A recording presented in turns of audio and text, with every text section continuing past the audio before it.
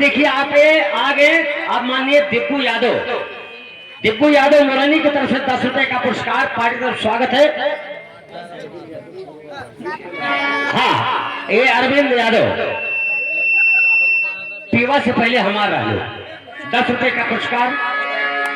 अब बातिल तोते होई काहे, अब बातिल हमसे होई काहे लागे मोर करे था ये ले बारा तू जाने मोबाइल पे ले जा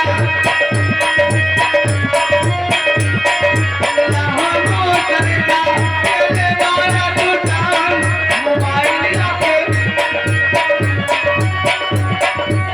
याद कर देहिया तुम्हारे रहलू याद कर देहिया तुम्हारे रहलू याद के पहिल के तुम्हारे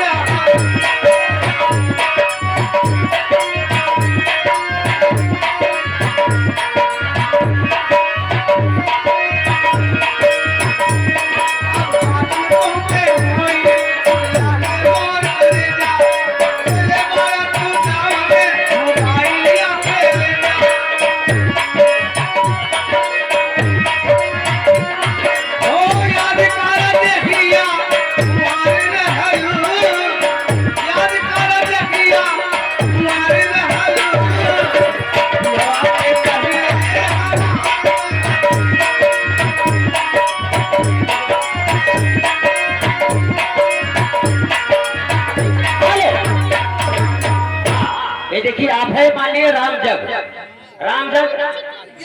उस लड़की के फप्पा बगिया गांव, उनकी तरफ से 50 रुपए का पुरस्कार है। पार्टी का स्वागत है। सोहर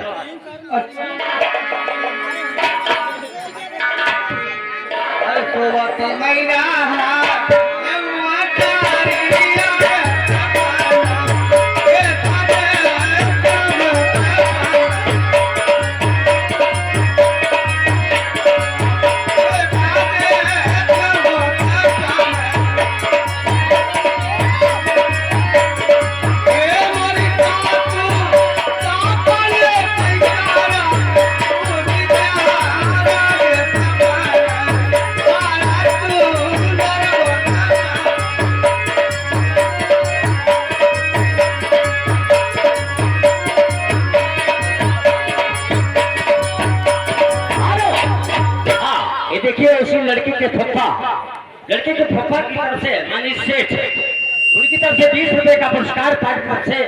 नमस्कार, एक शहर सुराती अंदर जाओ क्योंकि नए गाने की फरमाइश आ रही है। हाँ, और दूसरे की बहुत जबरदस्त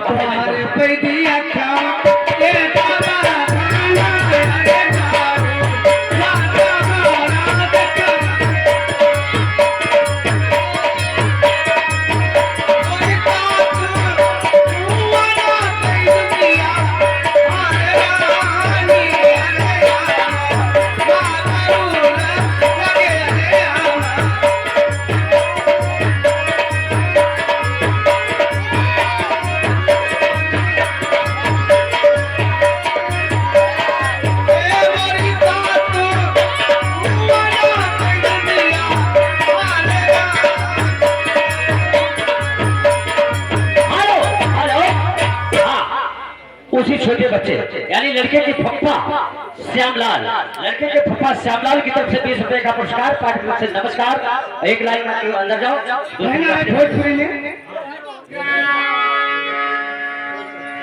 और हम तो भाई चनिया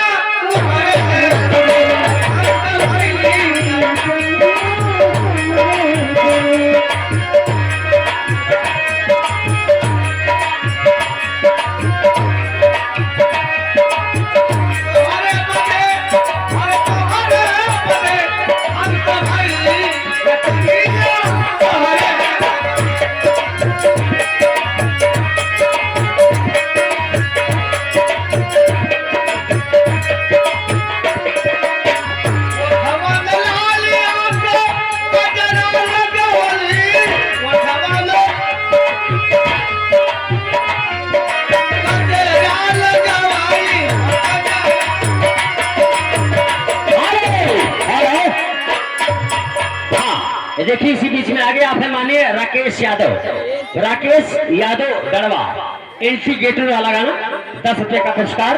अभी थोड़ी देर में आपका इंटीग्रेटर लग जाएगा। ओठवा में लाली आंखें, कजरा के डोली, अपनी मर्द के जननिया तोरे।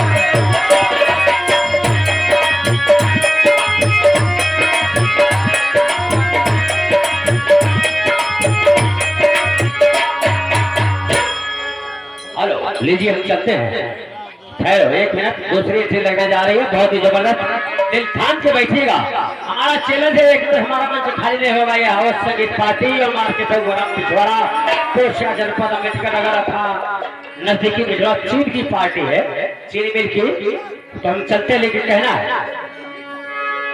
अरे हाथ में रुमाल लेके, हाथ में रुमाल लेके 75 गाले बेबी काट में, अरे बेबी काट में कटवले बारू बाल